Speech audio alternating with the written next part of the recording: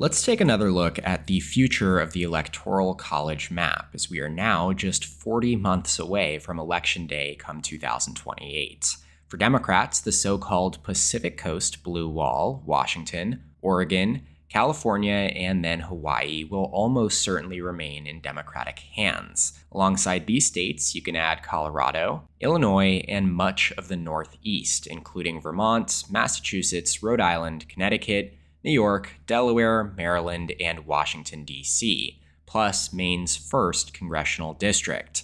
Now, with the exception of Colorado, all of these states have voted Democratic in each of the last 9 presidential races. Colorado itself, though, has notably shifted further to the left than any other state, excluding the congressional districts, since the start of the Trump era all the way back in 2016, where it voted for Hillary Clinton by just 5 points, as opposed to Kamala Harris by 11 this past November. On the other hand, states like Illinois and New York have witnessed notable shifts to the right and may no longer be considered solidly blue in 10 years' time, just like New Jersey is now no longer considered to be part of this group. Taking Illinois as an example, Biden carried the state by 17 points in 2020, but that margin shrank to just 11 for Kamala Harris in 2024, a swing of 6 points. New York saw an even more dramatic shift from Biden's 23-point win in 2020 to just a 12.5-point margin for Harris in 2024. In fact, New York had the largest swing of any state between those elections. So, what's driving these shifts? It primarily comes down to Trump's gains among minority voters, especially Black and Hispanic voters in and around the cities of New York City and Chicago. Add that to poor Democratic turnout, and it makes perfect sense why the margin shrank. Still, despite these clear trends, both New York and Illinois remain strongly Democratic-leaning states for now. The pace of change is simply not fast enough to put them in play for Republicans as soon as 2028, unless, of course, the Democrats nominate someone truly toxic. Republicans, meanwhile, are expected to hold Alaska, Utah, Wyoming, Idaho, Montana, North and South Dakota, Nebraska's statewide vote plus its 3rd congressional district, Kansas, Oklahoma, Texas, and nearly the entirety of the Deep South, excluding the battlegrounds of Georgia and North Carolina.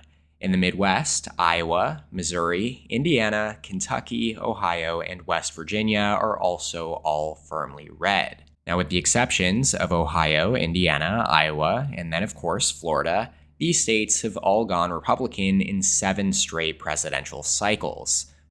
Of course, Florida and then Iowa and Ohio were battlegrounds as recently as 2016, but have since shifted decisively toward Republicans, especially Florida, which has moved further to the right than any other state in the country throughout the Trump era. Similar to Illinois and New York, that trend has been driven by the massive pro-Trump swing among Hispanic voters, plus an ever-growing immigration of conservative retirees, and of course the collapse of the Democratic Party's local infrastructure. Altogether, these solid red states provide the Republican candidate with a strong foundation of 217 electoral votes in the race to 270. Democrats, on the other hand, start with a smaller base of 177, and that number comes with a more fragile outlook. While there are a couple of solid Republican states, like Nebraska and Kansas, that are gradually trending Democratic, they are relatively small, with just 5 and 6 electoral votes respectively. But like we touched on earlier, Democrats face the real risk of losing their stronghold in New York and Illinois, worth 28 and 19 electoral votes respectively, along with New Jersey's 14 electoral votes, where they've already lost their once solid blue grip. Just this past November, Trump came within 6 points of flipping New Jersey. And again, both New York and Illinois shifted more than 6 points towards Trump between 2020 and 2024.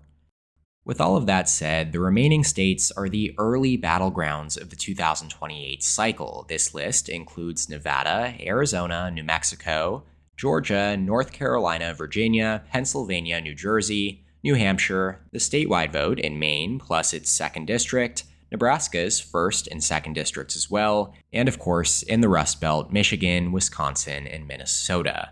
Now, together, these 13 states and 3 congressional districts account for 144 electoral votes, the decisive chunk that will ultimately determine the outcome of the next presidential race.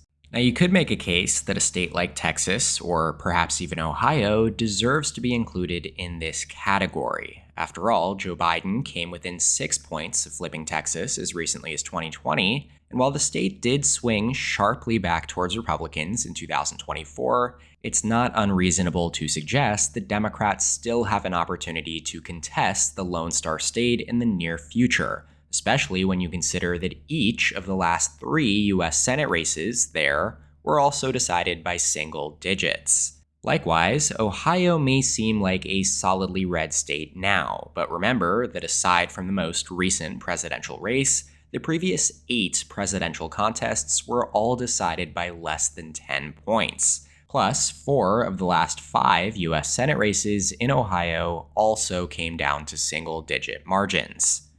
So, while they have become increasingly challenging terrain for Democrats, the underlying competitiveness in down-ballot races suggests that they could become battlegrounds in the right environment.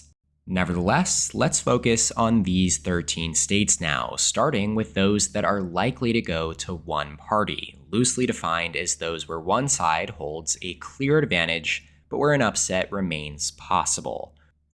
For Democrats, their most likely holds heading into 2028 are Maine statewide votes, Nebraska's 2nd congressional district, and then Minnesota, which perhaps surprisingly holds the longest active Democratic winning streak in the entire country at 13. I say surprisingly, given how competitive Minnesota often is. 6 of the last 7 presidential races have been decided by single digits. And the closest that Republicans came to breaking through was in 2016, when Donald Trump finished just a point and a half behind Hillary Clinton. Since then, Democrats have held their ground by 7 points in 2020, and then by 4 in 2024.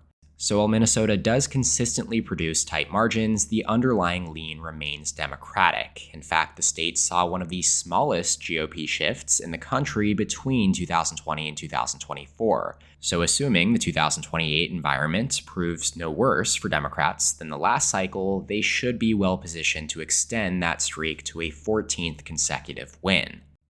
As for Nebraska's 2nd district, it has voted for Democrats in back-to-back cycles now, going from Biden +7 to Harris +5. But considering the national environments in both elections, the district actually became bluer, voting 6 points to the left of the country in 2024. Similarly, in Maine, it went from Biden +9 to Harris +7, but did vote further to the left of the country in 2024. Also in the likely Democratic column is New Mexico. Like Minnesota, it is frequently competitive. 9 of the last 10 presidential elections have been decided by less than 12 points. In 2024, Kamala Harris carried the state by just 6, and it ranked in the top half of all states for Republican gains between 2020 and 2024. That's not surprising. New Mexico is the most Hispanic state in the country and has the lowest percentage of college-educated residents among states Democrats won in 2024. And that matters because 2 of the clearest political realignments of the past decade have been college-educated voters moving left and Hispanic voters drifting right. Still, it would likely take at least another 2 cycles before Republicans have a serious shot at flipping New Mexico in a presidential race. Rounding out the list of likely Democratic states now are Virginia and New Jersey, coincidentally the 2 states holding marquee races for governor later this year. Both contests are open seat races with no incumbent on the ballot, making them the first meaningful test of President Trump's second-term popularity at the state level. Back in 2024, Harris carried Virginia by 5.8% and New Jersey by a nearly identical 5.9%. Both, of course, were much slimmer margins than Joe Biden's double-digit wins in 2020. Even so, Democrats are currently favored in both gubernatorial contests. In Virginia, Democratic nominee Abigail Spanberger has consistently led Republican nominee Winsome Earl Sears in the polls. And while we don't yet have head-to-head general election polling in New Jersey, all major election forecasters rate the race as lean Democratic. As it pertains to 2028, the margins in these races will be key indicators. There is reason to believe that Virginia could shift further to the left, given the wave of federal worker layoffs under the Trump administration in recent months. Many of those workers live and vote in Northern Virginia. New Jersey may also swing back towards Democrats, as much of the state's dramatic shift to the right in 2024 could simply be attributed to poor Democratic turnout. If Democrats manage to win each race by closer to, say, 10 points, it'll be a strong indicator heading into 2028. But if either race slips closer to a 5 points, or perhaps even below that margin, it will add to the growing list of warning signs for the party in the post-Biden era.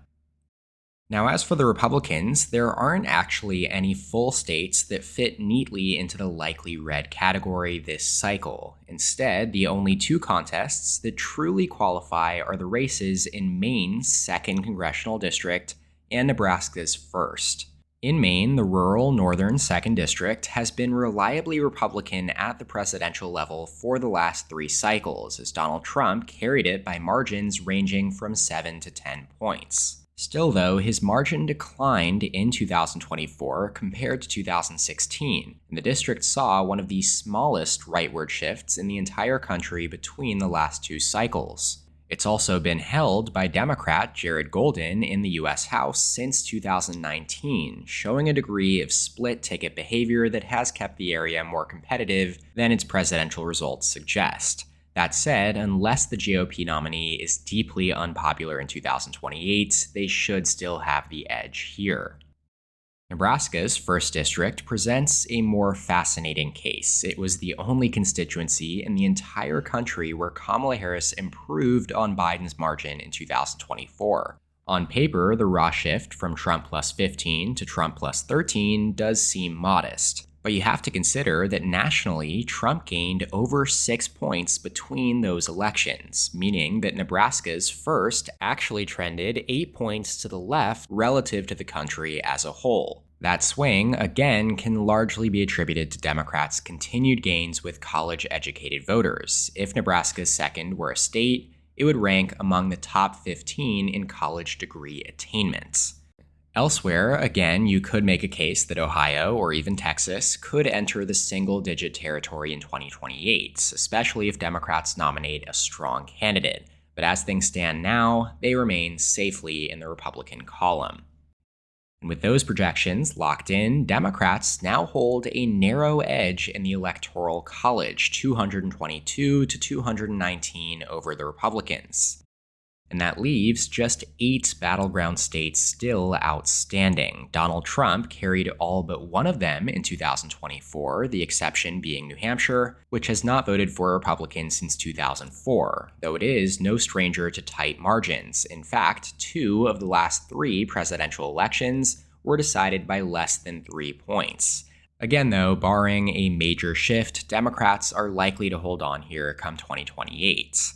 And that brings us to the core 7, the same 7 states that dominated the campaign trail in 2024. Trump and Harris spent over 90% of their combined campaign funds in these states alone. And as it turned out, for good reason. If you set Arizona aside for a moment, the other 6 were all decided by 3 or less points. The electoral math from here is as straightforward as it is familiar. If Democrats can sweep the Rust Belt trio of Pennsylvania, Michigan, and Wisconsin, known shorthand as the WIMPA states, they would hit exactly 270 electoral votes, and that would be the ballgame. These 3 states have now decided the last 3 presidential elections. Hillary Clinton lost all 3 in 2016, and with them, the presidency. Joe Biden flipped all 3 back in 2020 to defeat Trump, and then in 2024, Trump won them back, narrowly, to deny Kamala Harris a term in the Oval Office. So it's no exaggeration to say that the road to the White House may once again run straight through Pennsylvania, Michigan, and Wisconsin. And if recent history is any guide, it's going to come down to razor-thin margins all over again. It's that dynamic that will no doubt shape the 2028 Democratic primary, and possibly the Republican one too, unless, of course, J.D. Vance locks it up instantly. For Democrats, it could become the defining argument for a candidate like Pennsylvania Governor Josh Shapiro or Michigan Governor Gretchen Whitmer, as popular incumbents who have already won in two of the most pivotal states on the map. They'll have a compelling case when it comes to electability, the same argument that helped power Joe Biden to the nomination in 2020. In a neutral political environment, the math shows just how precarious this trio is, though, for Democrats. According to my own partisan voting index, which averages the last 4 presidential margins and then adjusts for the national popular vote, all 3 of these states tilt ever so slightly Republican. Michigan remains the most favorable for Democrats at just R plus 0.6, followed by Wisconsin at R plus 1, and Pennsylvania at R plus 1.4. In other words, if the national popular vote in 2028 were tied, Republicans would be expected to carry all 3, albeit narrowly. That does still make them, though, the least Republican-leaning of the 7 major battlegrounds. Nevada clocks in at R plus 1.5, Georgia at R plus 2.5, North Carolina at R plus 3.4, and then Arizona at R plus 4.3. But that only really tells part of the story. I've also built a trend and demographic adjusted PVI, which factors in the direction of each state's political evolution and key voter demographics. Using this model, Wisconsin comes out as the least Republican-leaning state at just R plus 0.9, followed by Michigan, Pennsylvania, and then Georgia, which now only comes in at R plus 1.5, reflecting the growing Democratic strength in metro Atlanta and the state's rapidly diversifying electorates. The bottom line, though, is that these Rust Belt states are still expected to be among the closely contested ones in 2028. They have voted in unison in every presidential race since 1988, and odds are they'll do so again. Their outcomes will almost certainly mirror the national mood, and that is honestly the hardest thing to predict this far out. We don't yet know who the nominees will be for either party, what the economic and political climate will look like, or how the country will be evaluating the second Trump presidency. Theoretically, if the election were held later this year, I'd probably place all 3 in the tilt Democrat column, and that's primarily because Trump is, statistically, the least popular president in modern history. His net negative 5% approval rating is better than it was at this point in his first term, but still a full 15 points lower than where Joe Biden stood around 130 days into his term. It's not really that hard to pinpoint the reason behind this bad rating. The negative reaction to his various tariff announcements and retractions over the last few months has clearly taken a toll. The economy is consistently Americans' most important issue. But right now, it is polling at its highest level in this category since The Economist began tracking this data back in 2017. And when it comes to negative economic perceptions, no region feels the impact more than the Rust Belt, especially these 3 critical swing states. They were the ones that delivered Trump's first victory in 2016, only to turn on him in 2020. If the next presidential election took place later this year, the data suggests that these states would, more likely than not, turn against him and Republicans more broadly once again.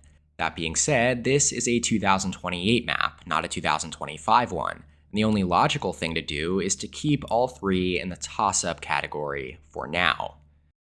Moving right along, I do think that Republicans will retain their upper hand in both Nevada and Arizona. While Kamala Harris generally performed better across the battleground states than elsewhere, these 2 were the exceptions, as they both shifted about 5.5 points towards Trump between 2020 and 2024. It was easily the sharpest movement among the closely contested states. So unless Democrats decide to nominate someone with unique regional appeal, like Arizona Senators Mark Kelly or Ruben Gallego, they will enter 2028 as underdogs in these key Southwest battlegrounds, regardless of the environment.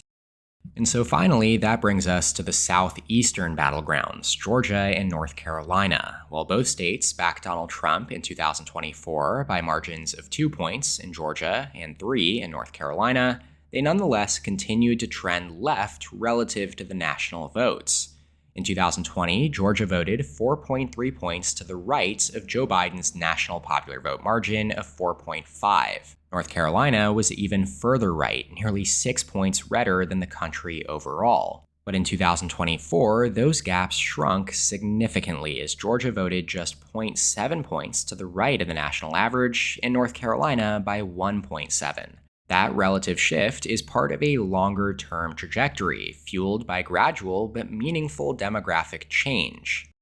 Both states are seeing steady growth in their large and diverse urban areas, Atlanta and Georgia, and Charlotte and the Research Triangle in North Carolina. That, along with an influx of college-educated transplants from the West Coast and the Northeast, hasn't flipped North Carolina yet, but they are clearly making both states more competitive with each cycle.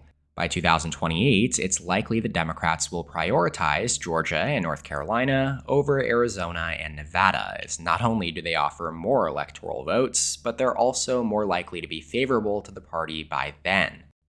So, for the purposes of this video, where we're assuming, at worst, a neutral environment for the Democrats, Georgia is effectively a toss-up, while North Carolina likely still maintains a slight Republican tilt.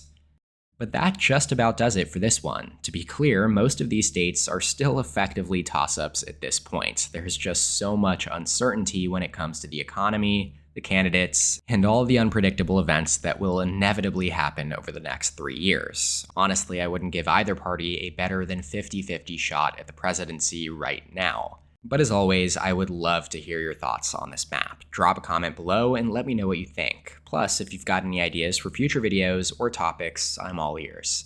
That's it for today's video. Big shout out to my channel members listed in the description below. If you enjoyed the content, don't forget to subscribe and leave a like. Check out more of my videos right here, and as always, thanks so much for watching. I'll see you next time. EP out.